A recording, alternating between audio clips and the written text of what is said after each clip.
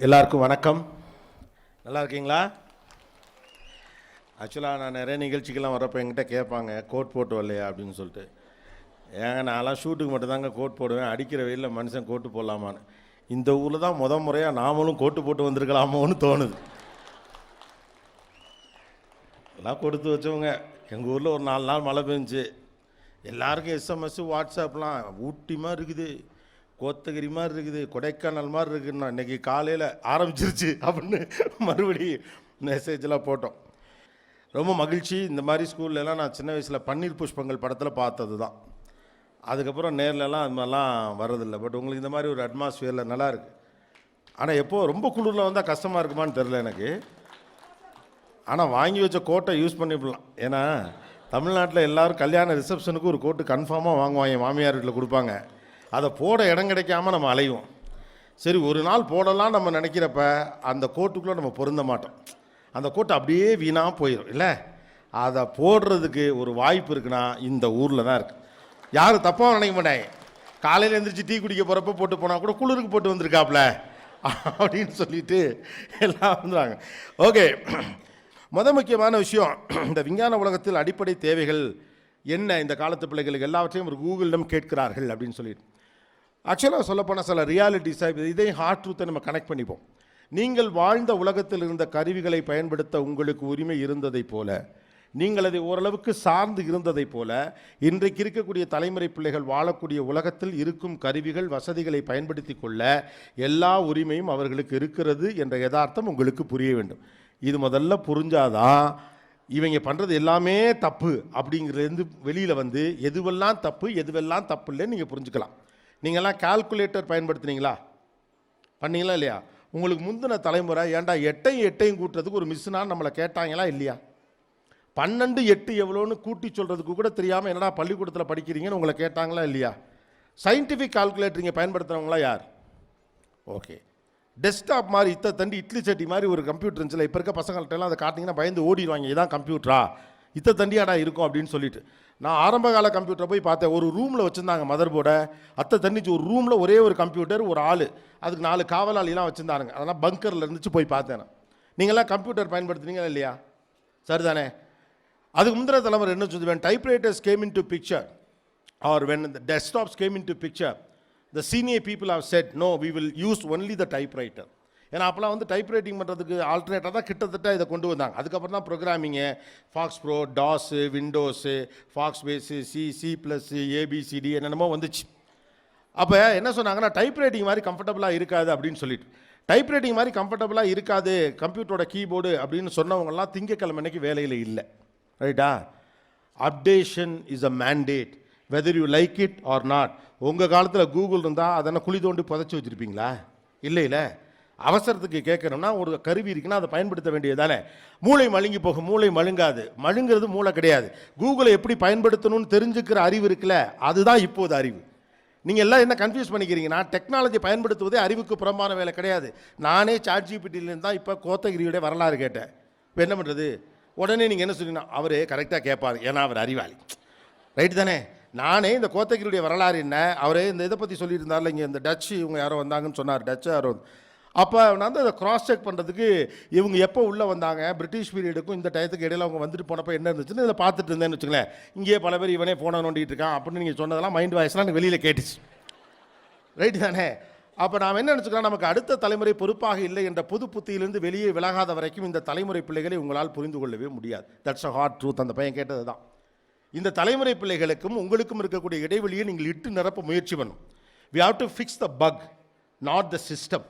நாம் எல்லாம் என்ன பண்ணுறோம், நாமெல்லாம் எதையெல்லாம் அனுபவப்படவில்லையோ அது அனைத்தும் தவறு என்ற பொதுவான ஒரு முடிவிலிருந்து இருக்கிறோம். அதனால் நம்ம ஆளுங்களாம் எடுத்தோடனே ஆரம்பிச்சுப்போம், நாங்கள்லாம் சின்ன பிள்ளையாக இருந்தப்ப, நாங்கள்லாம் சின்ன பிள்ளையாக இருந்தப்ப, நாங்கள்லாம் சின்ன பிள்ளையாக இருந்தப்ப. நீங்கள் சின்ன பிள்ளையாக இருந்தப்போ நாங்கள் பிறக்கவே இல்லை. ரைட்டா? நீங்கள் என்ன அப்படி பண்ணுனீங்கன்னு எங்களுக்கு தெரியலை. உங்களுடைய கடந்த கால நினைவுகள் அனைத்தையும் வசந்த கால நினைவுகளோடு தொடர்பு படுத்திட்டு அதுக்கு ஏஸ்தட்டிக் வேல்யூ ஆட் பண்ணிவிட்டு அதுக்கு ஒரு நாஸ்டாலஜியை பில்ட் பண்ணிவிட்டு நாங்களாம் ஸ்கூலுக்கு நடந்தே போவோம். அது உங்கள் தலையெழுத்து. வாசல் வரைக்கும் கொண்டாந்து பஸ்ஸில் இறக்குறான், நான் எதுக்கு பின்னாலே ஒடியாரணும்? ரைட்டு தானே? இப்போ என்னுடைய மகளோட ரூமுக்குள்ளே நான் போனேன்னா சும்மா வம்புழுக்கிறதுக்காக கேட்பேன், பாப்பா மணி என்ன ஆகுது அப்படின்ட்டு. அவளுக்கு தெரியும் வம்புழுக்கிறதுக்கு தான் கேட்குறோன்னு. தலைக்கு மேலே அவளுக்கிட்ட ஒரு கிளாக் இருக்குது பெருசாக, சரியா? அவள் குனிஞ்சத்தில் நிமிராமல் அவளுடைய வாக்கை பார்த்துட்டு Alexa what's a time now அப்படின்னு கேட்குறான். அது இட்ஸ் 9:50 அப்படின்னோடனே இப்படின்னு கையை காட்டிட்டு வேலையை பார்க்குறான். அவ்வளோதான், முடிஞ்சு போச்சு. பதில் சொல்கிறதுக்கு அலெக்ஸா இருக்குது, சாட் ஜிபிடி இருக்குது, கிராக் இருக்குது, ஜெமினி இருக்குது, இன்னும் பல ஏஐ டூல்ஸ் இருக்குது. பதில் அல்ல அறிவு, கேள்விதான் அறிவு. முதல்ல அதை நம்ம ஏற்றுக்கணும். கேள்விதான் அறிவு, பதில் அல்ல அறிவு. பதிலை சொல்ல எக்கச்சக்கமான டூல்ஸ் இன்னைக்கு வந்துருச்சு. நீங்கள் டூல்ஸுக்கு அகெயின்ஸ்டாக, டெக்னாலஜிக்கு எதிராக நிற்கிறதுக்கு பேர் அறிவை காப்பாற்றுவது கிடையாது. அது நீங்கள் அப்டேட் ஆகாமல் இருக்கிறதுடைய ஒரு குறியீடு. நீங்கள் பதில் சொல்கிறதுக்கான கருவிகள் நிறைய வந்துருச்சு. சிறந்த கேள்விகளை எழுப்புகிறவன் தான் அறிவாளி. The dimension of intelligence and common sense have been change in decades. அது மாறிவிட்டது. சர்ச் இன்ஜின் இருந்த காலத்திற்கும் ஆன்சர் இன்ஜின் இருக்கிற காலத்துக்குமான வித்தியாசம் புரியணும் இல்லையா? இப்போ நான் ஒன்று கேட்குறேன், சாட் ஜிபிடி, பர்ப்ளெக்சிட்டி ரெண்டும் ஒன்றா இல்லையா? ஒன்று தானே? ஒன்று என்கிற அம்மாக்கள் கை உயர்த்துக. பரவாயில்ல, மார்க் போட மாட்டோம், ஃபெயில் ஆக்க மாட்டோம். ரெண்டும் ஒன்று தானே? இதுகிட்ட போய் கேட்டாலும் அது விவரம் சொல்லும், அதுகிட்ட போய் கேட்டாலும் விவரம் சொல்லும். அப்புறம் கூகுள் எதுக்கு இருக்குது? அதே தானே, பார்த்தீங்களா? இப்போ அந்த பையன்கிட்ட கேட்டால் அவங்க பக்கத்தில் சொல்லிட்டு இருக்கான் ரெண்டு ஒன்று இல்லைன்னு. ரைட்டு தானடா? அதான் matter. பர்ப்ளெக்சிட்டி is an answer engine, அது சாட் ஜிபிடி அல்ல. கூகுளையும் சாட் ஜிபிடி மிக்ஸ் பண்ணின ஒரு காம்பினேஷன் தான் பர்ப்ளெக்சிட்டி. இதை தெரிஞ்சுக்கிறதுக்கு அமெரிக்கா வரைக்கும் கித்தாரை தூக்கிட்டு போகிற மாதிரி கேமராவை தூக்கிட்டு போயிட்டு அரவிந்த் ஸ்ரீனிவாஸ் பின்னால் 6 மாதம் அலைஞ்சு அவரோட ஒரு இன்டர்வியூ பண்ணி அதை 1.25 மில்லியன் பேர் பார்த்தீங்கன்னு சந்தோஷத்தோடு நிற்கிறேன். குன்னூர் கோத்தகிரியில் வச்சு சொல்கிறாங்க 2-1. அவரே சொல்லிட்டாப்புல 2-1 இல்லைன்னு. ரைட்டு தானே? ஆன்சர் இன்ஜின் வேறு, சர்ச் இன்ஜின் வேறு, ஏஐ டூல்ஸ் வேறு, எல்லாம் வேறு வேறு வேறு வேறு. தொழில்நுட்பத்தை எப்படி பயன்படுத்த வேண்டும் என்ற புரிதலையும் அறிவையும் பிள்ளைகளுக்கு சொல்லிக் கொடுங்கள். அதுதான் இப்போ முக்கியம். ரொம்ப அன்ஃபார்ச்சுனேட்டான விஷயம், இப்போ இருக்கக்கூடிய ஜெனரேஷன் ப்ராபப்ளி 8th ஸ்டாண்டர்டுக்கு மேலே இருக்க பசங்க ஓரளவு நீங்கள் அண்டர்ஸ்டாண்ட் பண்ணிக்கலாம். This is also on other side of the hard truth. இவர்களுடைய வாழ்க்கையில் அனுபவப்படாத விஷயங்களை உங்களுக்கு சரியாக அவர்களால் சொல்ல முடியாது. ஏன்னா இவங்க ஜென்ரேஷனுக்கும் இவங்க முந்தின ஜென்ரேஷனுக்கும் ஒரு கனெக்ட் இருந்தது. 2 பேரும் சமகால பிரச்சனைகளை சந்திப்பாங்க. இந்த காட்டு வழியாக போனால் பாம்பு கடிக்குங்கிறது அவருக்கும் தெரியும், பையனையும் கடிக்கும். அவரால் கரெக்டாக சொல்ல முடியும், இந்த ரூட்டில் போகாத, பாம்பு படக்குன்னு கடிச்சு போடும். நீ எப்படி சொல்கிற? என்ன கடிச்சிச்சுன்னு வர. ரைட்டா? பஸ்ஸில் கையை வெளியில் நின்ட்டாதான் உங்களால் கரெக்டாக சொல்ல முடியும். 2 வீலரில் நீ இறக்கத்தில் போகிறப்ப வண்டியை ஆஃப் பண்ணக்கூடாது, கரெக்டாக செகண்ட் கியரில் போ, கிளச்சை பிடிக்காத, இதை பண்ணுன்னு ஒரு மேனேஜர் கரெக்டாக சொல்ல முடியும். ஏன்னா 2 பேரும் ஒரே அனுபவத்தை கிடக்குறீங்க. ஆனால் நம்ம அம்மாக்களுக்கும் இந்த தலைமுறை பிள்ளைகளுக்கும், நம்ம அப்பாக்களுக்கும் இந்த தலைமுறை பிள்ளைகளுக்கும் இருக்கக்கூடிய இடைவெளி ரொம்ப பெருசு. அவர்களுடைய அதிகபட்ச கருவியிலிருந்து பல மடங்கு மிக உயர்வான டெக்னாலஜி நீங்கள் கையாண்டுக்கிட்டு இருக்கீங்க. அப்போ இந்த வார் நடக்கத்தான் செய்ய. வி ஆர் இந்த டிரான்சிஷன் பீரியட். அப்போ விஞ்ஞானம் வளர்ந்திருக்கக்கூடிய காலகட்டத்தில் இந்த பிள்ளைகளுக்கு 16ஆம் வாய்ப்பாடு தெரியலைங்கிறது பிரச்சனையே இல்லை. 16 என்னன்னு சொல்ல ஆள் இருக்குது. அதை தாண்டி யோசிக்கிற பிள்ளை தான் இன்றைக்கி அறிவாளி. எந்த விஷயத்தை எல்லாம் தொழில்நுட்பத்தால் செய்ய முடியவில்லையோ அதையெல்லாம் செய்கிற பிள்ளைதான் இனி அறிவாளி என்று அறியப்படும். தட்ஸ் இட், முடிஞ்சு போச்சு. அவ்வளோதான். நம்ம டீச்சர்ஸ்க்கு இப்போ அது பெரும் சவால். உங்களை தாண்டி பேசுகிறதுக்கு இன்றைக்கி கூகுள் இருக்குது. பேச்சாளர்களுக்கு அது பெரிய சவால். கோபிநாத்துக்கு இது பெரிய சவால். நீங்கள் சொல்லிக்கிட்டே இருக்கல, தகவலை போயிடலாம். இப்போ சார் சொன்னதுலேயே 2-3 டிஸ்க்ளைமர் நான் சொல்லணும். ஏன்னா இதெல்லாம் இவன் தான் சொன்னானான்னு ஒருத்தன் இங்கே செக் பண்ணுவான் இல்லையா? ஓகே, பணக்காரன் மகன் செலவாளி, செலவாளி மகன் ஒன்று சொன்னார். அது நான் சொன்னதில்லை, அது ஒரு பெரிய அறிஞர் சொன்னது. ஒரு அறிஞர் சொன்னதாக கோபிநாத் சொன்னார். யாரை பிடிக்குதோ அவன் பேர் பின்னால் நம்ம போட்டுக்கோம்ல, அது மாதிரி பல லிஸ்ட் இருக்குதுல. ஓகே, ஆனால் கேட்க நல்லா இருந்துச்சு, சரின்னு கேட்டுக்கிட்டு இருந்தேன். அது நான் சொல்லலை. அப்போ இப்போ என்ன விஷயத்தை நம்ம புரிஞ்சுக்கிறோம் அப்படின்னு சொன்னோம்னா, அப்போ இதெல்லாம் வந்து மிஷின் செஞ்சிருவேன். ஆமாம், இப்போ நீங்கள் ஒன்று எடுத்துக்கங்களேன். நம்ம வீட்டில் ஆணி அடிக்கிற வேலை இருக்குது, ப்ளக்கு பிடுங்குற வேலை இருக்குது, பல்பை மாட்டி கலட்டி துடைக்கிற வேலை இருக்குது, ஒட்டை அடிக்கிற வேலை இருக்குது. இந்த வேலையெல்லாம் நம்ம வீட்டுக்காரரு பார்க்குறாரு, இல்லை நீங்கள் பார்க்குறீங்கன்னு வச்சுக்கோங்களேன். இந்த வேலையெல்லாம் உங்களுக்கு இல்லைன்னா நீங்கள் என்ன பண்ணுவீங்க? கொஞ்சம் நேரம் டிவி பார்ப்பீங்க இல்லையா? அதுக்கப்புறம் எவ்வளோ நேரம் பார்க்குறது? இந்த கோபிநாத் எங்கே பார்த்தாலும் இவன் தான் வரான், டிவி ஆஃப் பண்ணாலே என் மூஞ்சி வருது அப்படின்ட்டு ஆஃப் பண்ணிட்டு அடுத்து ஒன்று செய்ய ஆரம்பிச்சுருங்க. என்ன செய்ய ஆரம்பிங்க? ஏதோ ஒன்று உள்ளுக்குள் தட்டி கொண்டு இருக்கும். கவிதை எழுத தொடங்கலாம், படம் வரைய தொடங்கலாம், புதிதாக பிஸ்னஸ் தொடங்கலாம் என்ற எண்ணம் வரலாம், இந்த நேரத்தை சரியான பாதையிலே கொண்டு செல்லலாம் என்ற திட்டம் போடலாம். ஆக்சுவலாக இப்படி ஒரு காலகட்டத்தில் நம்ம உட்காந்துருக்கோம். நாம் அடிப்படையாக செய்து கொண்ட வேலைகளை செய்வதற்கு கருவிகள் வந்துவிட்டது. இந்த மூளையை வைத்துக்கொண்டு நீங்கள் மறுபடியும் 16ஆம் வாய்ப்பாடை படித்து கொண்டிருக்க வேண்டிய எந்த அவசியமும் இல்லை. That is why in international area 16 வயதில் ஒருத்தர் யூனிகார்னை கிரியேட் பண்ணுறான். யூனிகான்ங்கிறது ஒரு பெரிய நிறுவனத்தை உருவாக்குவது. $100 மில்லியன் கம்பெனிஸை 21 வயது பசங்க உருவாக்குறாங்க. 15 ஆண்டுகளுக்கு முன்னதாக இந்த பையன் எந்திரிச்சு கேட்டவருக்கு அநேகமாக 20 வயசு இருக்கலாம் அதிகபட்சம். ஆண்டர்ப்ரனர் ஆவது எப்படி, அதை பற்றி பேசுங்கிற ஒரு மேடையில் ஒரு கூட்டத்தில் வந்திருக்கக்கூடிய சிறப்பு விருந்தினர் நீங்கள் கேட்டிருப்பதற்கு வாய்ப்பு உண்டா? இல்லை. இன்றைக்கி வாய்ப்பு உண்டு. ஏன்னா நான் ஒரு ஆண்டர்ப்ரனர் ஆக முடியுங்கிற நம்பிக்கை இன்றைக்கி இருக்கக்கூடிய காலகட்டம் கொடுத்திருக்கிறது. அவர்கள் உங்களால் வந்தவர்களே அன்றி உங்களுக்காக வந்தவர்கள் அல்ல. உங்களைப் போலவே அவர்கள் சிந்திக்கணும்னா இப்படியே சொற்றை போட்டுக்கிட்டு கோத்தகிரியில் கேரட் பிடிங்கிட்டே இருக்க வேண்டியதான். ரைட்டு தானே? கேரட் பிடுங்காமல் கோத்தகிரியை வளர்த்தெடுப்பது எப்படின்னு ஒருத்தர் யோசிப்பான்ல. ரைட்டு தானே?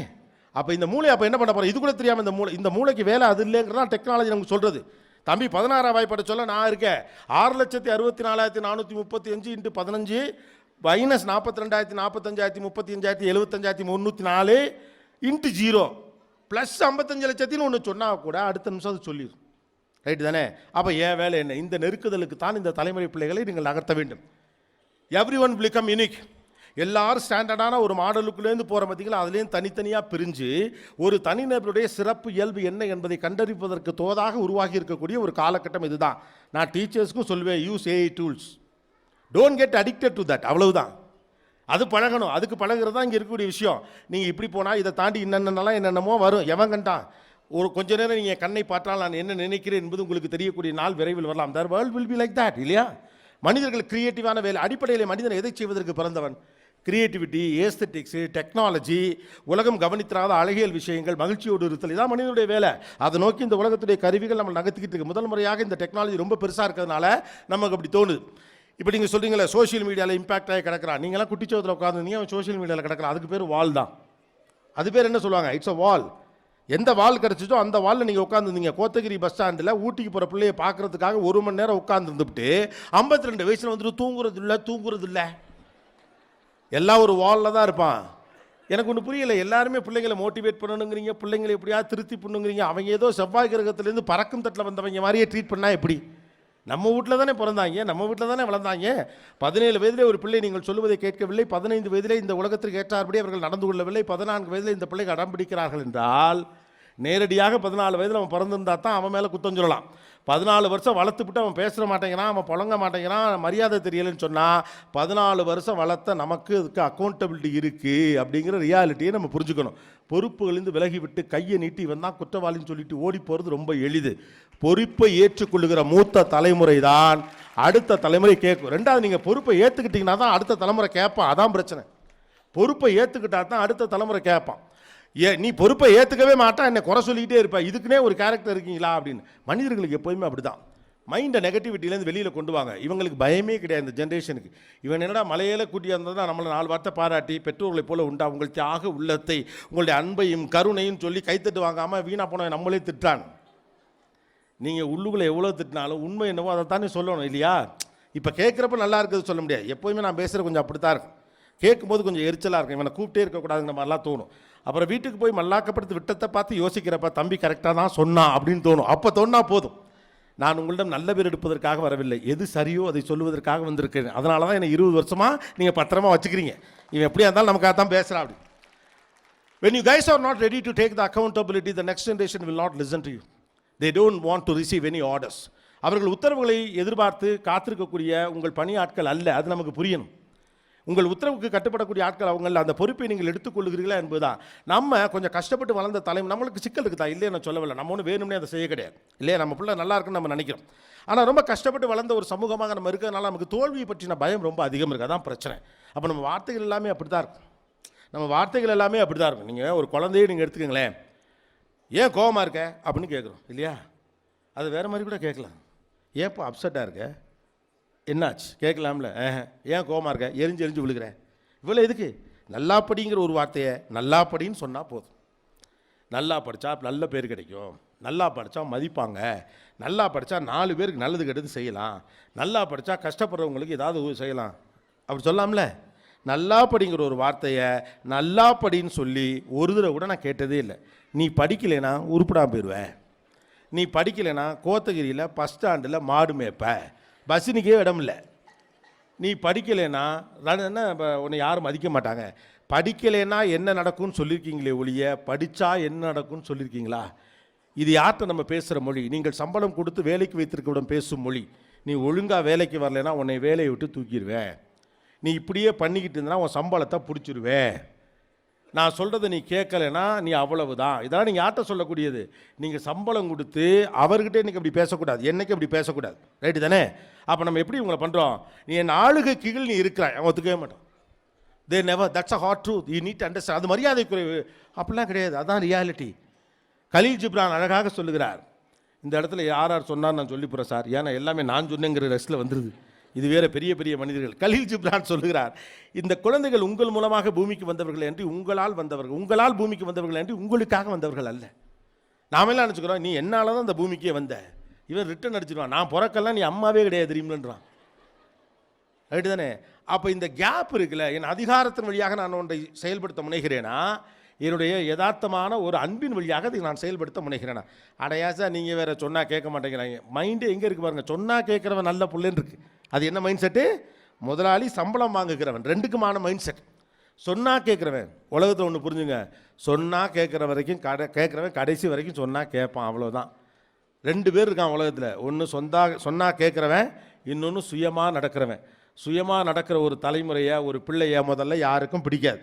இவ்வளோ எதுக்கு? நம்ம வீட்டிலே இருப்பாங்க, நீங்களே உங்கள் குடும்பங்களில் பார்த்துருக்கலாம். அதில் ஒரு ஆள் இங்கே கூட வந்து உட்காந்துருக்கலாம். நீ குடும்பத்துக்கு பொருந்தாத பிள்ளைன்னு ஆண் பிள்ளையாக இருக்கலாம், பெண் பிள்ளையாக இருக்கலாம், சொல்லியிருப்பாங்க. உன் அண்ணன் எப்படி இருக்கான் பாரு, அப்படியே நான் அப்படின்னா முன் வச்ச கோட்டைனா கிழிச்ச கோட்டை தாண்ட மாட்டான். முதல்ல நீ எதுக்கு கோடு கிழிக்கிற, அதை ஏன் அவன் தாண்டணும்? ரைட்டா? கிழிச்ச கோட்டை தாண்ட மாட்டான், அவ்வளோ ஒபீடியண்ட்டாக இருக்கான்னு நீங்கள் சொல்லியிருக்கலாம். கடைசியில் இவன்லாம் பொண்டாட்டி பேச்சை கேட்டு கைத்தட்டலாம் இந்த பக்கமே வருது, மேடை எங்கிட்ட திருப்பிடுவோமா? பயலுக்கெல்லாம் காத்திருந்துருக்காங்க, அங்கிள் அங்கிள் உங்களுக்காக தான் காத்திருந்தோம் அங்கிள் அப்படிங்கிற மாதிரி. ஓகே, அப்போ நம்ம எல்லோரும் என்ன பண்ணுறோம்? சொல் பேச்சு கேட்கும் பிள்ளை தான் நமக்கு பிடிச்சிருக்குது. டீச்சர்ஸ்க்குமே அவங்கள தான் பிடிக்கும் இல்லையா? சொல் பேச்சு கேட்கும் பிள்ளை பிடிக்கும். அப்படி பல சொல் பேச்சு கேட்கும் பிள்ளைகள் இருந்தாங்க. நம்ம அம்மாக்கள், நம்ம அப்பாக்கள்லாம் யாரை நம்பினாங்கன்னா அந்த சொல் பேச்சு கேட்குற பிள்ளை தான் இந்த குடும்பத்தை காப்பாற்றும் நம்புவாங்க. ஆனால் கடைசியில் இவன் ஒன்றத்துக்கு லாய்க்கு இல்லாதவன், எப்பயும் எதிர்த்து பேசுவான், அவன் நினச்சே தான் செய்வான்னு சொன்னவன் தான். எல்லாரும் ஆளுக்கு ஒரு திசையில் போனப்போ கூட கடைசி வரைக்கும் அம்மா அப்பா கூட நின்று அவங்களோட குடும்பம் நடத்துகிறேன் இல்லையா? இவ்வளோ பேர் கைத்தட்டிங்கன்னா கைத்தட்டுறதில் பாதி பேர் அவங்க தான். ரைட்டு தானே? சொல் பேச்சு கேட்கும் பிள்ளை பிழைத்து கொள்ளும், சுயமாக சிந்திக்கும் பிள்ளை தான் தலைவனாகும். பிள்ளைகள் சுயமாக சிந்திக்கட்டும். Let it be.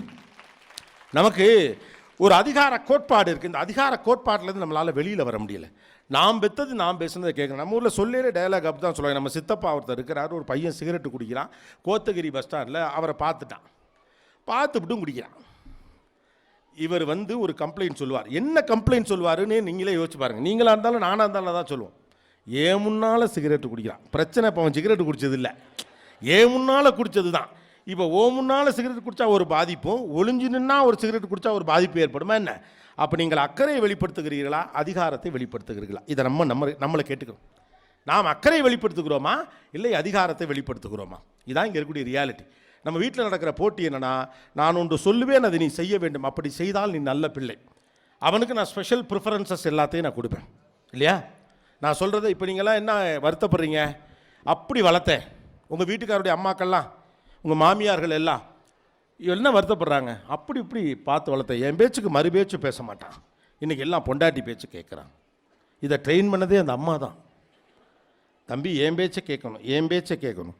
அதே தான் ஒய்ஃபும் சொல்லியிருக்கோம், என் பேச்சை கேட்கணும். ஓ, யாரு கூட இருக்கமோ அவங்க பேச்சை கேட்கணும், அவ்வளோதானே?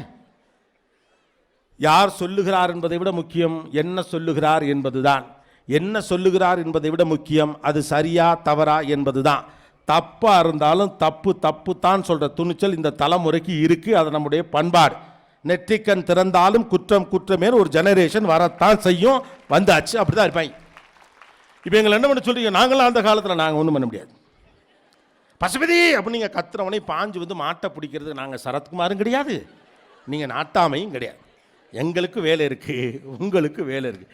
So the idea is not who is powerful. Are we amicable or not matters rather than executing the powers. Powers execute பண்ண நிறைய இடம் இருக்குது இல்லையா? ப்ரோட்டோகால்ஸ் ஃபாலோ பண்ணுறதுக்கு நிறைய இடம் இருக்குது. ஒரு வீடு அலுவலகத்தை போல ஒரு நாளும் செயல்பட முடியாது. வீடு என்பது இருப்பின் வெளியீடு இல்லையா? It is my place, that's my own. Who ones a home matters. Unfortunately system எப்படி மாறி போச்சுன்னா, பள்ளிக்கூடம்லாம் வீடாயிடுச்சு, வீடெல்லாம் பள்ளிக்கூடம் ஆயிடுச்சு. இங்கே இருக்க டீச்சர்லாம் பாருங்களேன், ஈஸியாக ஏமாற்றலாம். மூஞ்சியை சோகமாக வச்சுக்கிட்டா வனஜா டீச்சர் அழுதுருவாங்கன்னு பையனுக்கு நல்லா தெரியும். முன்னாலாம் ஞாபகம் இருக்கா, திங்கக்கிழமை அன்னைக்கு ஸ்கூலுக்கு போனால் மண்டே ப்ளூஸ் அப்படின்னு சொல்லுவாங்க. ஞாயிற்றுக்கிழமை அன்னைக்கே வயிற்றெல்லாம் கிடுகிடுங்க, போனவொடனே சுப்பையா வைத்தார் வெளுப்பார், ஹோம்ஒர்க் வேறு ஒழுங்காக பண்ணலை, அந்த டீச்சர் வேறு திட்டுவாங்க, ஸ்கூலுக்கு போகிறதுக்கு பிடிக்காது. இப்போல்லாம் ஞாயிற்றுக்கிழமை நைட்டு பாருங்களேன், ஏதோ டூர் போகிற மாதிரி அப்படியே சந்தோஷமாக இருக்காங்க பசங்க. ஏன்னா வீடு அவ்வளோ டார்ச்சராக இருக்குது. சனி ஞாயிறு 2 நாள், சண்டே மண்டே மார்னிங் 9 மணிக்கு ஓடியாந்து டீச்சரை கட்டி பிடிச்சிட்டு அழுகுறான். மேடம் 2 நாளாக எங்கள் அம்மாவுடைய கொடுமையிலேருந்து டீச்சரும் சேர்ந்து அழுகுறாங்க. வீடெல்லாம் ஸ்கூல் ஆயிடுச்சு, ஸ்கூலில் தான் டீச்சர் ஆயிடுச்சு. என்ன பண்ணுறதுன்னு தெரியாமல் we started swapping our the roles. நாம் எல்லாம் இந்த விஞ்ஞான உலகத்தில் என்ன செய்யணும் பிள்ளைங்கன்னு கேட்கல, நாம் என்ன செய்யணும்னு இருக்குல்ல. Don't get confuse. விஞ்ஞான வளர்ச்சிங்கிறது எல்லா காலகட்டத்திலும் இருந்துச்சு. இன்றைக்கி நீங்கள் ஆர்டிஃபிஷியல் இன்டெலிஜென்ஸ் ஏதோ இன்றைக்கி வந்த மாதிரி சொல்லிங்க, 50 வருஷத்துக்கு முன்னால் வந்துருச்சு. பென்ஸு காரில் 1980களே வச்சுட்டாங்க இதை. அந்த டெக்னாலஜி ஒரு ஸ்பார்க் அடிக்கிற இடம்னு ஒன்று இருக்குது. அது ஸ்பார்க் அடித்தது ரீசெண்டாக அடிச்சிச்சு. அதை பிடிச்சி அடுத்தடுத்து போயிட்டுருக்கோம். ஏஐயில் போகிறோம், ஏஎஸ்ஏயில் போகிறோம், ஏஜிஐயில் போகிறோம், அடுத்து குவாண்டமில் போவோம். சூப்பர் கம்ப்யூட்டர்ஸை குவாண்டம் வந்து அடிக்கும்னு சொல்கிறாங்க. அதெல்லாம் நடக்காமல் போகலாம். ஒருவேளை ஏஏ ஒன்றுமில்லைங்கிறது மாதிரியும் கூட போகலாம். இந்த உலகத்தில் ஒன்றும் தலைகளை திருப்பி போட்டலாம் நடந்துட போகிறதான் கிடையாது. when the world is changing, that எல்லாரும் சேர்ந்து மாறணும். உலகம் மாறுகிறதுனா அதில் பிள்ளைகள் மட்டும் மாற முடியாது இல்லையா. நாங்கள் அப்படியே இருப்போம், நாங்கள் போனை பார்த்துக்கிட்டே இருப்போம், நீ போன் பார்க்கக்கூடாது. நாங்கள் பாண்டியன் சோர்ஸில் தொடங்கி நீ அண்ணா வரைக்கும் எல்லாத்தையும் பார்ப்போம். அது ஹாட்ஸ்டார்லையும் பார்ப்போம், டிவிலையும் பார்ப்போம், அப்புறமா ஃபோன்லேயும் பார்ப்போம். சில பேர்லாம் 2லையும் பார்க்குறாங்க. அன்றைக்கி எங்கள் அம்மா உட்காந்துட்டு ஹாட்ஸ்டார்லையும் நீ அண்ணா பார்க்குது, அதுலேயும் நீ அண்ணா பார்க்குது. என்னம்மா இல்லை இதில் பேசுகிறது தான் அதுலேயும் பேசுறியான்னு பார்த்தேன் அப்படின்னுச்சு. கிரிக்கெட் மேட்ச்சில் ரீப்ளே பார்த்துட்டு அதுக்கு பெட்டு கட்டி தோத்தவங்களாம் இருக்கான் நம்ம ஊரில். அந்த மாதிரி உலகம் மாறணுமா இல்லையா? when the world changes, everybody have to change, attitude have to change. அந்த ஆட்டிடியூட் மாற்றம் இல்லாமல் நம்ம இந்த இருக்கக்கூடிய பிள்ளைகளோடு நம்ம பேசிக்கிட்டே இருக்க முடியாது.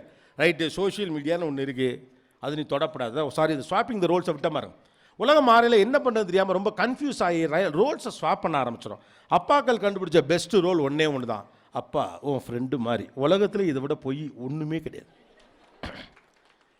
9ஆம் கிளாஸ் படிக்கிற பையன்ட்ட அது வரைக்கும் ஒரு பேச்சும் பேச கிடையாது. அவருக்கு 1000 வேலை இருக்கலாம். அப்பப்போ கிராஸ் பண்ணி பாரு, என்ன படிக்கிறான், ஓ 8th, ரைட் ஆமாம் நம்ம தானே கட்டுறோம், ஃபீஸ் நம்ம தான் கட்டுறோம், 8th 9th அவ்வளோதான் தெரியும். 2வது இப்போ இருக்க பிள்ளைங்களுக்கு பாடத்தை நம்மளால் சொல்லியும் கொடுக்க முடியல. அவங்க புக்கை எடுத்துகிட்டு வந்தாலே தெரிக்கிற மாதிரி இருக்கு, அவ்வளோ இருக்குது. அது எதுக்கு இவ்வளோ எக்கச்சக்கமாக இருக்குது, என்னென்னமோ படிக்கிறாங்க. அப்போ 9th 8th இவ்வளோ தான். இப்போ என்ன பண்ணி போகிறது, பிள்ளையோடு அப்பா என்பது ரொம்ப நுட்பமான உறவு இல்லையா. ஆக்சுவலாக நம்ம அப்பாக்கள் தான் குட் பேரண்ட்ஸ். நாம் தான் நிறைய படிச்சுட்டு ரொம்ப கன்ஃபியூஸ் ஆகிருக்கோம். கூகுள் பார்த்து குழம்புன பரம்பரை நம்ம பரம்பரை தான், அடுத்த பரம்பரை இல்லை. ஆக்சுவலாக சொல்லப்போனால் கூகுள்லாம் இவங்களுக்கு அவுடேட்டட். இவங்கெல்லாம் கேளுங்க, யாராவது கூகுள்லாம் பார்க்குறீங்க, oh my God you guys are பூமர்ஸ்ன்றாங்க. கூகுள்லாம் செத்தே ரொம்ப நாளாச்சு அவங்களுக்கு. அப்போ என்ன பண்ணுறதுன்னு மேனேஜ் பண்ண முடியாமல் நம்ம ஸ்வாப் பண்ணிக்கிட்டே இருக்கோம். அப்பா என்பது நுட்பமான உறவு. தூரத்தில் இருந்தாலும் அப்பா பக்கத்தில் இருக்க மாதிரியே இருக்கணும், பயமும் இருக்கணும், பாசமும் இருக்கணும்.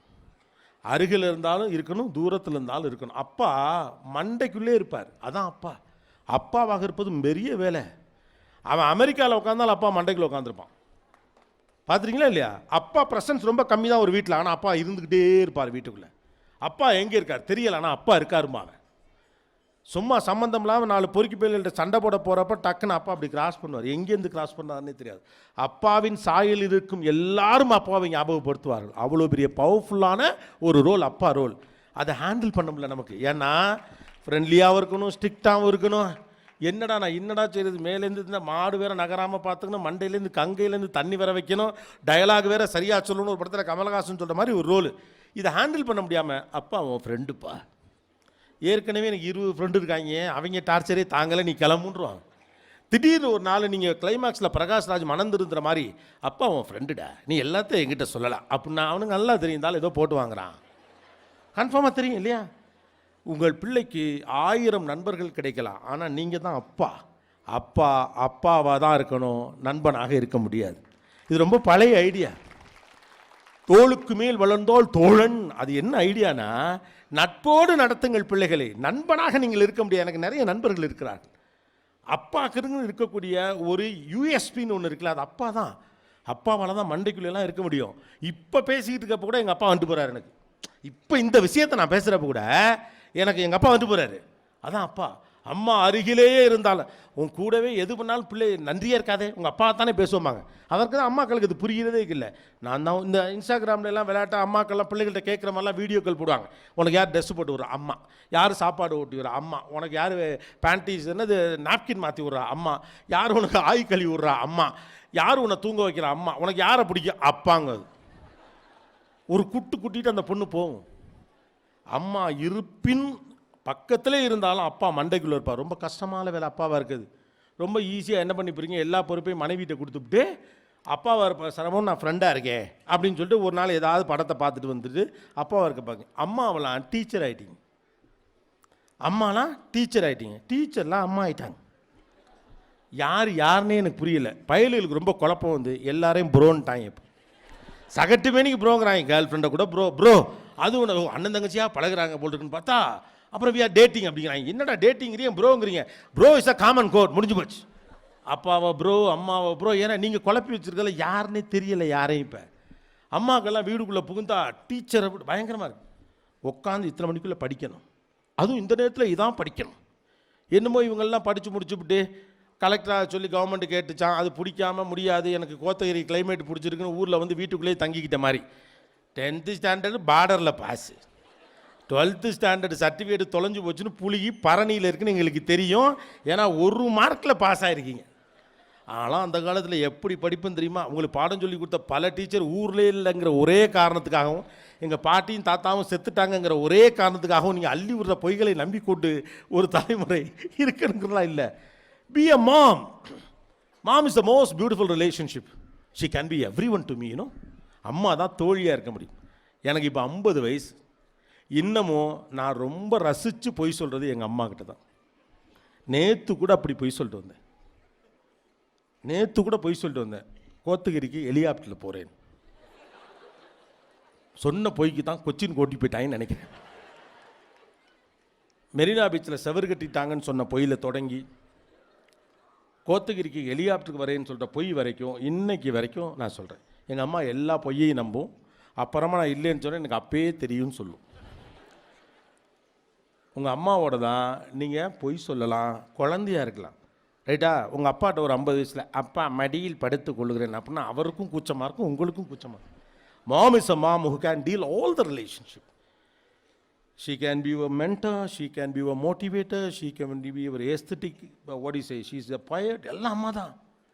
அவ்வளோ ரோலை எல்லாத்தையும் விட்டுவிட்டு டீச்சர் அப்படின்னு குச்சி தூக்கிட்டு இருக்கிறதுல என்ன நியாயம்? What is in that? அதை சொல்ல ஆள் இருக்காங்க, டீச்சர்ஸ் தேர். நீங்கள்லாம் டீச்சர் ஆகி எல்லா ரூல்ஸையும் கொண்டாடி காலையில் பிரம்ம முகூர்த்தத்தில் படித்தா தான் ஃபிசிக்ஸ் புரியும். நீங்களே ஃபிசிக்ஸில் பெயிலு. அந்த பிரம்ம முகூர்த்தத்தில் நீங்கள் படிச்சிருக்கலாம்ல. எல்லாம் பண்ணிவிட்டு அம்மாக்களோட டயலாக் வச்சுருப்பீங்க, நான் தான் படிக்கலை, அதனால தான் உன்னை படிக்க சொல்கிறேன். நீ ஏன் படிக்கலை? தாத்தா கோடீஸ்வரர்னு டெய்லி ஒரு கதை சொல்கிற, சொந்தமாக ஸ்கூலே வச்சுருந்தாருன்னா அள்ளி விட்ற, அப்போ நீ ஏன் படிக்கலை? இந்த உலகத்தில் இல்லாத எல்லா டைமிங்கும் நம்முடைய அம்மாக்கள், இந்த மாம்ஸ் டைமிங்ஸ்னு ஒன்று இருக்குது, இந்தியன் மாம்ஸ் பெஸ்ட் டைமிங்ஸ். நான் இதை பார்த்துருக்கேன் ஒரு இடத்துல. குக்கரில் 3 விசில் வர்றதுக்குள்ளே இது நீ சொல்லணும். உலகத்தில் இப்படி ஒரு டைம் செட் பண்ணி நான் யாரையுமே பார்த்ததில்லை.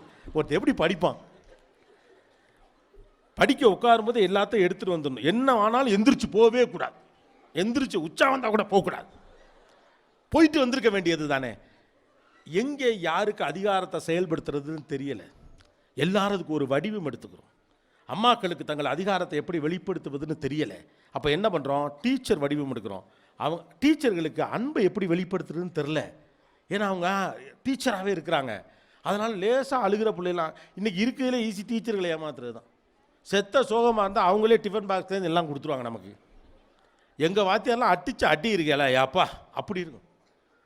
அதான் இப்போ எப்படி எந்த இடத்துல யாராக இருக்குன்னு. இப்போ வேர்ல்ட் அமிக்கபிள் இம்பேலன்ஸ் ஒன்று இருக்குது. நான் எங்கேயோ ஆரம்பித்து எங்கேயோ போகிற மாதிரி இருக்கும். கவலைப்படாதீங்க, கடைசியில் எல்லாத்தையும் சேர்த்து கட்டிடுவேன். அதில் நான் கிங்கு. இப்படிப்பட்ட தென்னை மரத்தில் பசுமாட்டை கட்டுவார்கள். அந்த கதை தெரியுமா தெரியாதா? இப்படிப்பட்ட தென்னை மரத்தில் பசுமாட்டை கட்டுவார்கள். என்ன இருக்குது, இந்த 12ஆம் கிளாஸில் பரீட்சை எழுதியிருக்கு. இந்த டீச்சர்ஸ்லாம் என்ன பண்ணுவாங்க, முதல்ல சொல்லுவாங்க எல்லாத்தையும் படிக்கணும் அப்படிமாங்க. அப்புறம் அவங்களுக்கே தெரிஞ்சிடும் இது எதையும் படிக்காதுன்ட்டு. கடைசியில் பரீட்சைக்கு 4 நாள் முன்னால் ஆனால் வீணாக போனவொடனே இந்த 2 கட்டுரையில் ஒரு கட்டுரை கட்டாயமாக வந்து எதாவது படித்து தொலை அப்படிம்பாங்க. ஏன்னா எல்லாட்டி ஃபெயில் ஆகி போயிடுவான் அப்படின்னு சொல்லிட்டு இவங்களுக்கும் தெரியும். அதுக்கு சீனியர்ஸ்லாம் போய் அட்வைஸ் கேட்குறப்ப சொல்லுவாங்க, கவலைப்படாத, கனகராஜ் சார் ஒரு வாரத்துக்கு முன்னால் என்ன 2 வரும்னு கண்டுபிடிச்சி சொல்லிடுவார். அதில் அவர் கிங்கு. அவர் பாடம் நடத்துறதை விட எது வரும்னு சொல்கிறதுல கிங்குமாய். அதுலேயுமே நம்பால் ஒருத்தன்ட்ட கடைசியாக அவர் வாத்தியார் சொல்லியிருக்காரு, பசுமாடு தென்னை மரம் இந்த 2 கட்டுரையை படிச்சுட்டு போயிரு, இதில் 1 கட்டாயம் வந்துடும், அதனால் மறக்காமல் படிச்சுட்டு போன்ட்டார். இவன் பார்த்துருக்கான், எதுக்கு 2ஐயும் படிப்பானே, அது மாதிரி மூளை கசிஞ்சு காது வழியாக வந்துருச்சுனா என்ன பண்ணுறதுன்ட்டு இங்கி பிங்கி பாங்கி ஃபாதர் கேட்டால் டாங்கின்னு ஒன்று போட்டு பசுமாடை சூஸ் பண்ணிட்டான். எழுதிட்டு போனால் நாம் வாடகை காரில் போனால் தருத்திரம் கண்டசா காரில் வருங்கிற மாதிரி படிச்சுட்டு போனது பசுமாடு, வந்தது தென்னை மரம். என்ன பண்ணுறதில்ல, அதுக்காக பரிச்சை எழுதாமல் இருக்க முடியுமா என்ன? கடமை முக்கியம். தென்னை மரம்னு டைட்டில் போட்டு படித்ததை எழுத ஆரம்பிச்சு. பசுமாடு பால் கறக்கும், பசுமாட்டுக்கு நான் இந்த பெயர் வைத்திருக்கிறேன், எங்கள் வீட்டு பசுமாடு 7 அடி உயரம் இருக்கும், எங்கள் அம்மா அதை கட்டி இணைத்து முச்சம் கொடுப்பார், பசு இப்படிப்பட்டது, எங்கள் பசு இது பண்ணுவோம், அது செய்யும், அது தவிடு சாப்பிடும், புண்ணாக்கு திங்கும், நானும் காலையில் பால் கறக்கும்போது எங்கள் அம்மா அருவியில் பக்கத்தில் உட்கார்ந்து இதை வேடிக்கையை பார்ப்பேன், அது ஒரு நாள் எட்டி உதைத்து எங்கள் பார்க்காரர் முகம் எல்லாம் சொல்லிட்டான். 40 மார்க்கு கட்டுரை எழுதணுமா இல்லையா? ஏன்னா நம்ம ஊரில் ஒரு நாங்கள்லாம் படிச்சிருப்பதெல்லாம் உண்டு, எத்தனை பேஜ் எழுதியிருக்கான்னு பார்ப்பாங்க, அது ஒரு கணக்கு உண்டு. பேஜுக்கு ஒரு கணக்கு, பேஜுக்கு ஈக்குவலாக நிறந்து போடுவாங்க, ஒரு பேஜுக்கு 4 மார்க் மேனி போட்டு விடுவோம்டா அப்படின்னு போடுவாங்க. சார் கூட சொல்லிட்டாப்புல, என் பேட்சுன்னு நினைக்கிறேன், பக்கத்தில் தான் பரிச்சை எழுதிப்பான்னு நினைக்கிறேன். ஏன்னா நான் 20 பக்கம் எழுதினப்ப பக்கத்தில் ஒரு 24 பக்கம் ஒரு கேரக்டர் எழுதிச்சு, அனைமா அது அவர் தான் நினைக்கிறேன். எல்லாம் எழுதினான் ஃபுல்லாக பசுமாடு, தலைப்பு தென்னை மரம் எழுதியாச்சு, 20 பக்கம் எழுதியாச்சு. ஆனால் போட்ட தலைப்பு தென்னை மரம், இப்போ தலைப்பு தென்னை மரம் தானே, படித்ததை எழுதிட்டோம், எல்லாருக்கும் நியாயமாக நடந்துக்கிறோமா இல்லையா? கடைசியாக ஒரு வரி திக்க எழுதுறாப்புல, இப்படிப்பட்ட பசுமாட்டை தென்னை மரத்தில் கட்டுவார்கள். முடிஞ்சு போச்சு. அப்படி கொண்டாந்து நானும் கட்டிடுவேன், கவலைப்படாதீங்க. நான் ஏன் எல்லாத்தையும் சொல்ல ட்ரை பண்ணுறேன்னா, we are on the transition period, we need discuss all those things. இப்போ ஒரு பக்கம் டெக்னாலஜி மட்டும்தான் வளர்ந்துருக்கு, அதனால தான் பிரச்சனைகள்லாம் வந்திருக்குன்னு எல்லாம் கனெக்ட் பண்ணுறீங்க. டெக்னாலஜி, கூகுளை சொல்கிறீங்க, ChatGPT சொல்கிறீங்க, அப்புறம் சோஷியல் மீடியாவை சொல்கிறீங்க, நைட்டு கண்ணு முழிக்கிறான்னு சொல்கிறீங்க. இல்லை, ஓவரால் ட்ரான்சிஷன் பீரியடுக்கும் நம்ம இருக்கோம். அதனால தான் மனநிலை மாற்றம் ரொம்ப அவசியமானு சொல்கிறோம். எல்லாம் படிச்சிருக்காங்க. இப்போ இங்கேயே பார்த்தீங்கன்னா நிறைய பேர் படிச்சுட்டு ஹோம் மேக்கராக இருப்பாங்க. அவங்க ஒரு ஆஃபீஸில் இருந்தாங்கன்னா தங்களுடைய அதிகாரத்தை, அறிவை வெளிப்படுத்துவதற்கு ஒரு ஸ்பேஸ் இருக்குது. அந்த ஸ்பேஸ் கிடைக்காத இடத்துல எல்லாரும் டார்கெட் பண்ணுற ஒரு ஆளாக குழந்தைகள் மாறுகிறார்கள். அதான் பிரச்சனை. அதான் இங்கே இப்போ பிரச்சனை. அம்மாக்கள் தங்கள் அதிகாரத்தை கணவரிடமே வெளிப்படுத்துவதற்கான ஸ்பேஸ் இருக்கணும். இதை விட வாடா அதிகாரத்தை வெளிப்படுத்த சொல்கிறேன் அப்படின்னு ஆண்கள் மைண்ட் வாய்ஸ் எனக்கு கேட்குது. அதிகாரத்தை வெளிப்படுத்துகிறோன்னா ஆளுமைக்கு கீழே வச்சிருக்கிறது கிடையாது. நான் சொன்னது நீங்கள் கேட்குறதில்ல அதிகாரம். அதிகாரங்கிறது உண்மையிலேயே நம்ம புரிஞ்சுக்கணும். அது புரிஞ்சுக்கிட்டா இந்த ஜென்ரேஷனை கையாண்டுறேன். நான் சொல்கிறத நீ கேட்கணுங்கிறதுல அதிகாரம். நான் சொல்லுவதை சரி என்று அவன் ஏற்றுக்கொள்ளுகிற அளவுக்கு சொல்கிறது தான் அதிகாரமே. அதுதான் அதிகாரம். அதிகாரங்கிறது நான் என்ன வேணாலும் சொல்லுவேன் நீ கேட்கணுங்கிறது இல்லை. ஒரு பெரும் தலைவன் எப்படி உருவாகிறான்? அவர் சொல்லுகிறது இந்த கூட்டம் கேட்கிறது, அதில் நியாயம் இருக்கிறதுன்றது உணர்கிறது. அப்போ சரியான விஷயத்தை சரியான மாதிரி சொல்கிறது தான் அதிகாரமே ஒழிய நான் நினச்சதை பண்ணுறதில்லை அதிகாரம். நீ இட்லி தான் திங்கணும், ஏன் அதுதான் நான் செஞ்சேன். ஒன்றை ஏற்றுக்கொள்ள வைப்பதல்ல, ஏற்றுக்கொள்ளக்கூடிய அளவுக்கு அந்த தகவலை கொண்டு போய் சேர்ப்பது. அப்போ நம்ம எல்லாரும் என்ன பண்ணுறோம்னா ரோலை ஸ்வாப் பண்ணிவிட்டு ஏதோ நம்முடைய இமோஷன்ஸை எக்ஸிக்யூட் பண்ண ட்ரை பண்ணிக்கிட்டே இருக்கோம். அதனால தான் எல்லா பொருள் மீதும் பழி விழுந்து கொண்டே இருக்கிறது. ஏன் ரொம்ப நேரம் ஃபோன் பார்க்குற? இதே வாய் 6 மாதத்துக்கு முன்னால் என்ன சொன்னிச்சு? சின்ன பிள்ளை அவனே யூடியூப்பில் போய் வீடியோலாம் பார்ப்பான். அதே பெருமை பீத்தின வாய் தானே இது. வரவன் போகிறவன்ட்டாலாம் மாமாவுக்கு செஞ்சு காட்டினு எங்கள் உசுறு எடுத்தீங்களா இல்லையா? அவனே வீடியோ போய் அவனே யூடியூப் லிங்க் அமைக்கி அப்புறம் அவனே தானே அதை பண்ணான். அதே அப்போ இப்படி இருந்துச்சு, இப்போ இப்படி இருந்துச்சு. நீங்கள் ஏற்றுக்கொள்ளுகிற போது அது சரி, நீங்கள் ஏற்றுக்கொள்ளாத போது அது தவறு இல்லையா? உங்கள் சொந்தக்காரன் எவனாவது வந்தப்போ தூங்கிட்டு இருக்கேன் தூக்கி போட்டு மிதித்து மாமாவுக்கு பாடி காட்டுன்னு எழுப்புனா அது சரி. ஏன்னா நீங்கள் அவங்க வீட்டுக்கு போனப்போ அவன் பிள்ளைய அவங்க பாட வச்சாங்க. இப்போ அவங்ககிட்ட நான் பெற்ற ஒன்றை மாதிரியே பாடும். இப்போ நீங்கள் ஜெயிக்கிறீங்களா நான் ஜெயிக்கிறானா எனக்கு புரியலையே. இப்போ நானாகவே ரூமில் பாடிக்கிட்டு இருக்கேன், என்ன நடக்கும்? ஓங்கி பொடரியில் அடித்து படிக்கிற வயசில் என்ன வேண்டி கிடக்கு பாட்டு வருதா இல்லையா? அப்போ முதல்ல அதிகார தளத்திலிருந்து இறங்குங்கள். அதிகாரத்திற்கான டைமென்ஷன்ஸை புரிஞ்சுக்கோங்க. அதிகாரம், துறவு, இது எல்லாத்துக்கும் வித்தியாசம் இருக்குது. விட்டு கொடுக்குறது எல்லாத்துக்கும் வித்தியாசம் இருக்குது. எல்லாத்துக்குமான அர்த்தம் மாறிடுச்சு. துறவுனா நம்ம என்ன நினச்சிருக்கோம்? இலங்கை ஜெயராஜ் ஒரு முறை அழகாக சொன்னார், துறவுனா எல்லாத்தையும் விட்டுட்டு போகிறதுன்னு நினைக்கிறோம். இல்லை, துறவுனா எல்லாத்தையும் விட்டுட்டு போகிறது துறவு கிடையாது. ஒரு பெரியவர் இருந்தாரா, அவருக்கு பேனா ரொம்ப பிடிக்கும். அவருடைய ஆசிரியர் அவருக்கு பரிசளித்த ஒரு பேனா. இன்னும் எவ்வளோ நேரம் எடுத்துக்கலாம்?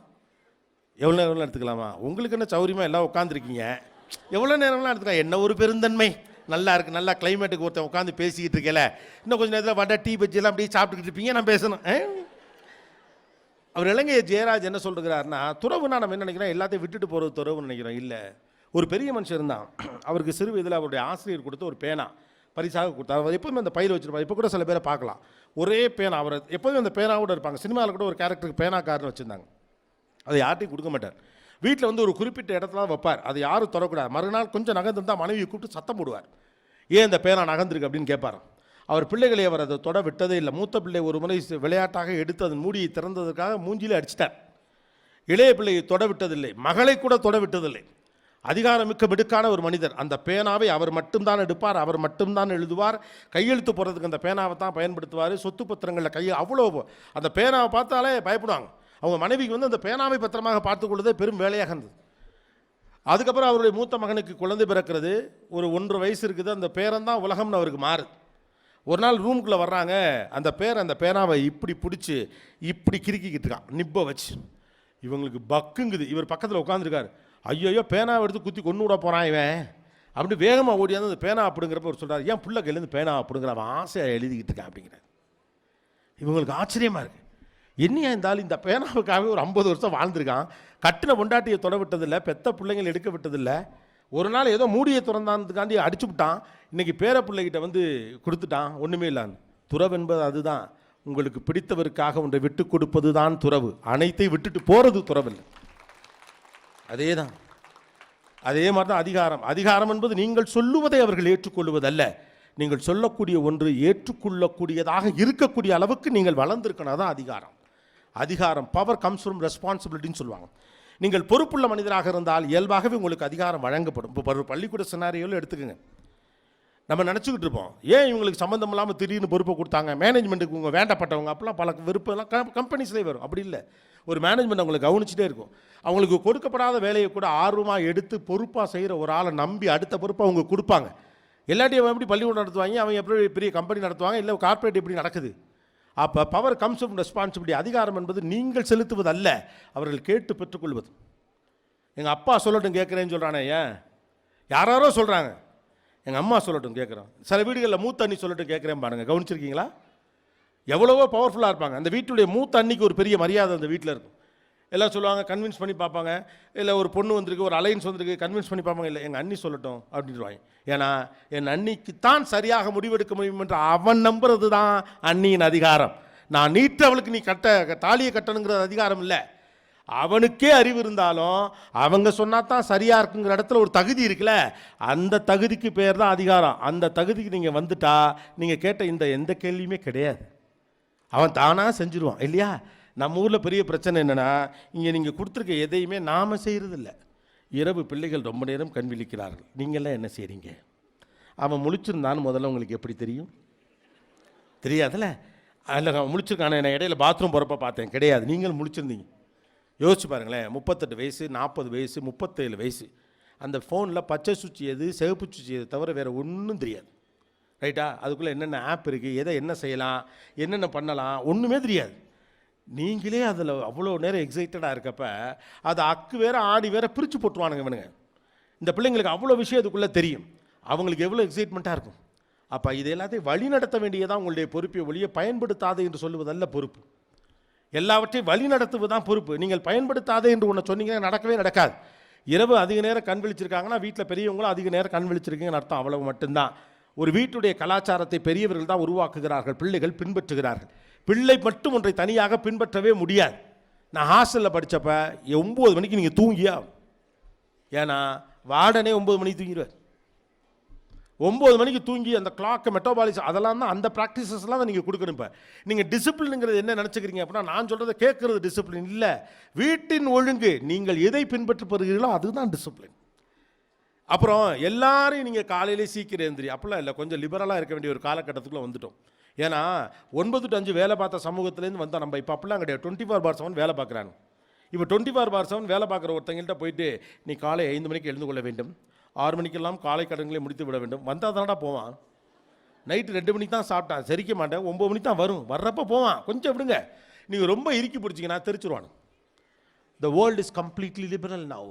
நீங்கள் இந்த சிஸ்டம்லாம் எதுக்காக கொண்டு வந்தோம், இதெல்லாம் எதுக்காக கொண்டு வர ட்ரை பண்ணுறது அப்படின்னா, இதன் வழியாக தான் பிள்ளைங்க அதை குற்றவாளியாக்க முடியும். வேறு என்ன சொல்கிறதுன்னு தெரியல. நல்லா படிக்கிறாங்க, பொசுக்குன்னு இங்கிலீஷில் பேசுகிறானுவோ. நமக்கு தெரியாத பல விஷயம் சொல்கிறாங்க. நீங்கள் பாண்டியன் ஸ்டோர்ஸில் மூத்த அன்னைக்கும் 2வது இதுக்கும் ஏன் சண்டை வந்துச்சு நீங்கள் சொல்லலை, அவன் பாட்டுக்கு அமெரிக்கா கண்டுபிடிச்சது கொலம்பஸ் இல்லையாமல அப்படின்னு புது டிபேட் பேசுகிறாங்க. முன்னெல்லாம் பேச்சு போட்டிக்கு நதி தன் வரலாறு கூறுதல் இப்படிலாம் வச்சுருந்தாங்க பள்ளிக்கூடத்தில். அன்றைக்கி ஒரு ஸ்கூலில் பார்க்குறேன், சவுத் ஆஃப்ரிக்காவில் ஏன் தண்ணீர் பஞ்சம் இருக்குன்னு பேசிக்கிட்டு இருக்காங்க. என்னடா சொல்கிறீங்க, இதெல்லாம் ஒரு தலைப்பு. அப்போ அதுக்கு அவ்வளோ படிக்கிறாங்க, தெரிஞ்சுக்கிறானுங்க. அப்போ ஒருவரை குற்றம் சொல்லுவதற்கு சில காரணிகளை வச்சுருக்க வேண்டியது. அந்த குற்றம் சொல்லும் காரணிகள் அதுக்கு கல்யாண குணங்கள் மாதிரி மாமியார் குணங்கள்ல அது வரும். நீ சீக்கிரம் எந்திரிக்கல, நீ செய்கிற சட்னி எங்கள் வீட்டில் யாருக்குமே பிடிக்காது. இந்த பொண்ணு நினச்சிக்க, நான் சட்னி செய்கிறதே பெருசு, அது பிடிச்சிருக்கு பிடிக்காதுன்னு ஒன்று இருக்கா. இந்த சில்லறை காரியங்கள் வெளியே வாருங்க, கம் அவுட் ஃப்ரம் தேட். சின்னதாக லிபரல்ஸ் கொடுங்க. வீட்டில் பெரியவங்களாம் 4 மணிக்கே எந்திரிக்கிறேன். வீட்டில் நம்ம வீட்டில் ஒரு பெரியவர் இருப்பார். அவர் ஒரு 68 வயது 70 வயது முதியவராக இருப்பார். அவர் என்ன சொல்வார், நான் 70 வயசு மனுஷன், நானே 4 மணிக்கு எந்திரிக்கிறேன். வீட்டுக்கு வந்திருக்க மருமகள்கள் பசங்கள்லாம் இப்படி இருக்கீங்களே, 6 மணி வரைக்கும் தூங்குறீங்களே அப்படிம்பாங்க. இது ரொம்ப காலமாக யாரும் சொல்லவே இல்லை. ஒரு நாள் கோபிநாத் அதை ரொம்ப நாள் பொறுமை இழந்து சொல்லிவிட்டான். என்ன அப்படின்னா, 65 67 வயசுக்கு மேலே தூக்கம் வராது.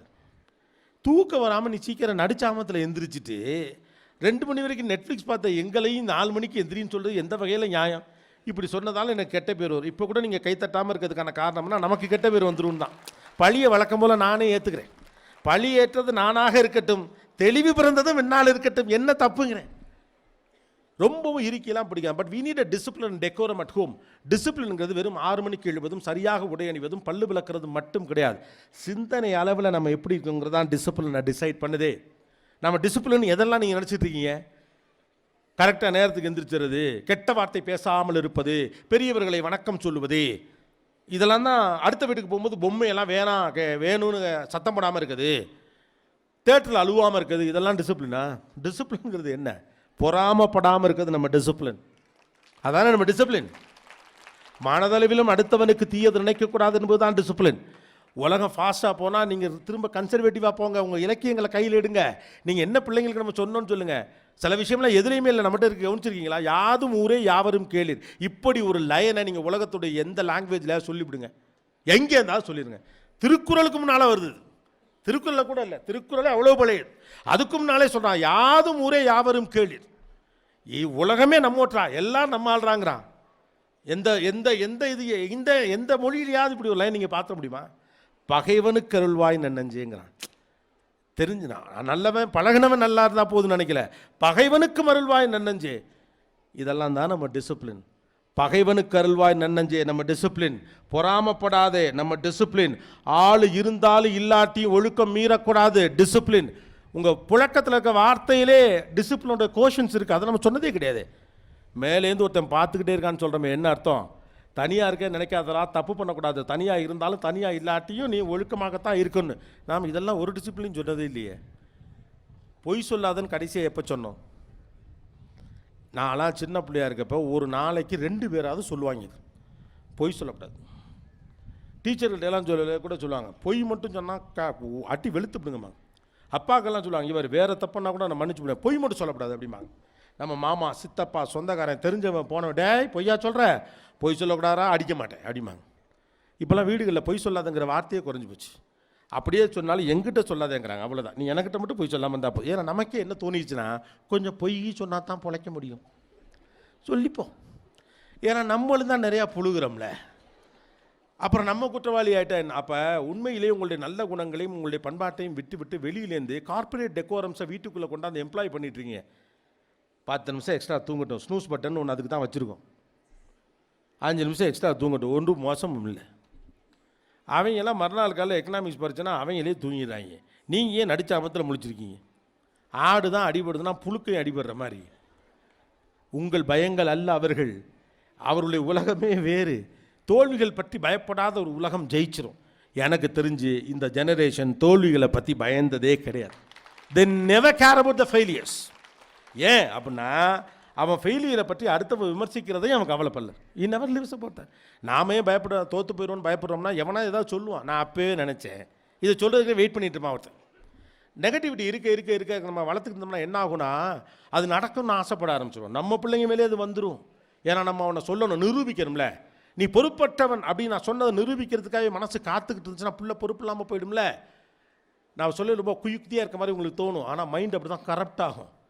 அவன் என்னைக்காவது ஒரு நாள் தோக்குறப்ப லேசாக உள்ளுக்குள்ளே சந்தோஷம் வரும். நான் சொன்னல, இப்போ மெய்ப்பிப்பது உண்மை தேவையா, அவங்க வெற்றி தேவையா? தோல்வியை பண்ணு பயப்படாத ஒரு ஜெனரேஷன் தான் எக்ஸ்பெரிமெண்ட் பண்ணும். இந்த பசங்க பண்ணிட்டோம். சின்னதாக தோத்தா பரவாயில்ல, மீண்டு வந்துக்கிட்டோம், பெரிய வெற்றியோடு வருவாங்க. தோல்வியை பற்றி பயப்படாத சமூகம் தான் எக்ஸ்பெரிமெண்ட் பண்ணும். ஆனால் நம்ம ஃபிலாசபி என்ன சொல்லுது? தோற்றப்படாதுன்னு சொல்லுது. ஓகே, உருப்பிட மாட்டேன்னு சொல்லுது. பரவாயில்ல, இந்த தோல்வியை கண்டு பயப்படாத ஆபிரகாம் லிங்கன் தான் இத்தனை லைட்டை போட்டு விட்டாப்லைங்க. தோல்வியை கண்டு பயப்படாத எவனோ ஒருத்தன் தான் ஆர்டிஃபிஷியல் இன்டெலிஜென்ஸை கொண்டு வந்து நம்மகிட்ட இறக்கிட்டான். தோல்வியை கண்டு பயப்படாத யாரோ ஒரு பொண்ணோ பையனோ தான் இவ்வளோ டெக்னாலஜியை கொண்டாந்து இறக்கிட்டாங்க இல்லையா? அப்போ தோல்வியை கண்டு பயப்படாத சமூகம் தான் எக்ஸ்பெரிமெண்ட் பண்ணுவோம். Let them experiment, let them fail. ஒன்று புரிஞ்சுக்கோங்க, ஒரு தலைமுறையின் முயற்சியை பாராட்டுறதுக்கு தான் அம்மா அப்பா வேணும், முடிவை பாராட்ட இல்லை. முடிவு நல்லா வந்தால் ஊரே பாராட்டும். அதுக்கு நீங்கள் எதுக்கு இல்லையா? கோபிநாத்னு அம்பிட்டு பேரும் கைத்திட்டீங்களே, எதுக்கு? ஏன்னா உங்களை பொறுத்த வரைக்கும் ஓரளவு நல்ல விவரமான ஆளுன்னு நீங்கள் நம்புறீங்க இல்லையா? அதான் கிடைக்குமே. ஆனால் இந்த கைத்தட்டெல்லாம் நான் மதிக்கிறேன், நேசிக்கிறேன், விரும்புகிறேன். ஆனால் இதை விட எனக்கு தெரிஞ்ச பெரும் கைத்தட்டல், நான் 7ஆம் கிளாஸ் படிக்கிறப்ப பேச்சு போட்டியில் பேசிட்டு மேடையிலேருந்து இறங்குறப்ப என் ஸ்கூலில் அச்சாம் பாருங்க ஒரு கைத்தட்டு, இன்றும் என் காதில் ஒலிப்பது அதுதான். அது என் முயற்சிக்கான கைத்தட்டு. முயற்சிக்கு கைத்தட்டுங்க, முயற்சியை கொண்டாடுங்க. அதுக்கு தான் நெருக்க வேணும், அதுக்கு தான் அம்மா அப்பா வேணும். நான் இருக்கேன்னு சொல்கிறதுக்கு எனக்கு அதுக்கு தான் ஆள் வேணும். முடிவைத்தான் நீங்கள் கொண்டாடுவீங்கன்னா எப்படி ஒருத்தன் முயற்சி பண்ணுவான்? ஏன்னா முடிவு பாசிட்டிவாக இருந்தால் மட்டும் தான் நீங்கள் கொண்டாட போகிறீங்க. விடு பார்த்துக்கலாங்கிற வார்த்தைக்கு பின்னால் இருக்க பலம் அவ்வளோ பெருசு. ரைட்டு தானே? எங்கேயோ ஆரம்பித்து எங்கேயோ போகிறேன், கவலைப்படாதீங்க, தென்னை மரத்தில் கட்டுவேன். Don't get obsess with your kids, don't worry, they will never fail. Let them fail also, it's not a okay thing. எக்ஸ்பெரிமெண்ட்னாலே இது ஃபெயிலியர் தான். ஃபெயிலியர் ஆகும், திரும்ப வரும், திரும்ப போகும், திரும்ப வரும். அவள் சமூகத்தை பற்றி பெரிதாக கவலைப்படாத, இதெல்லாம் பற்றி சிரமப்படாத பிள்ளைங்கள் அடுத்த கட்டத்தை நோக்கி நகர்ந்துக்கிட்டே இருப்பாங்க. அப்போ ஃபஸ்ட்லேருந்து வருமா?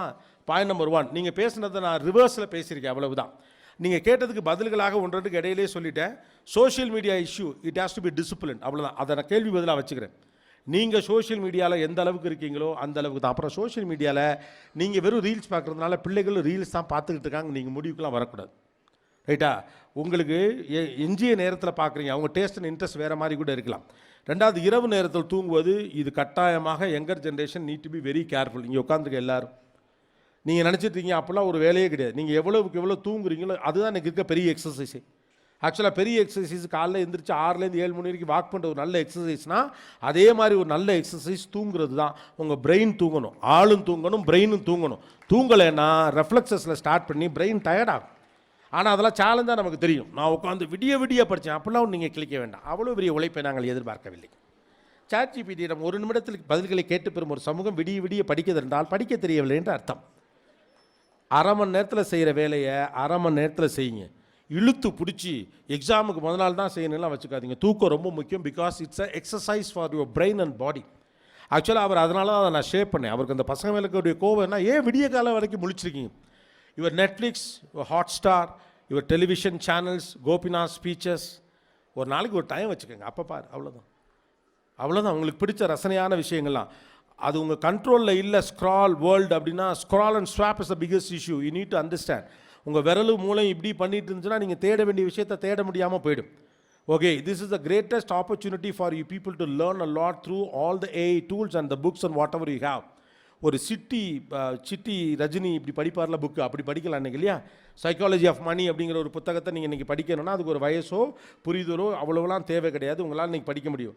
சைக்காலஜி ஆஃப் மணி புக்கை ஃபோட்டோ எடுத்து அது ஒரு AI டூல்கிட்ட கொடுத்து இந்த புக்கில் இருக்க ஹைலைட்டான விஷயம் என்னன்னு சொல்லுன்னா சொல்லிவிடும். அதில் ஒன்றா நீங்கள் டீகோட் பண்ண ஆரம்பிக்கலாம். இதை பற்றி என்ன சொல்லியிருக்கு, இதை பற்றி அந்த எக்ஸைட்மெண்ட்டை ஃபில் பண்ணுங்கள். ஓகே, அதை விட்டுவிட்டு இந்த ட்ரெண்டில் இருக்க பாட்டுக்கு டான்ஸ் ஆடுறதையா நீங்கள் எக்ஸைட் ஆகிட்டீங்கன்னு வச்சு கருத்த மச்சான் வேறு பாட்டு வந்துடும். அடுத்து செவத்த மச்சான் வரும். ஓகே, எல்லாரும் செய்கிற வேலையை செய்கிறவங்க கூட்டத்தில் ஒரு ஆள்.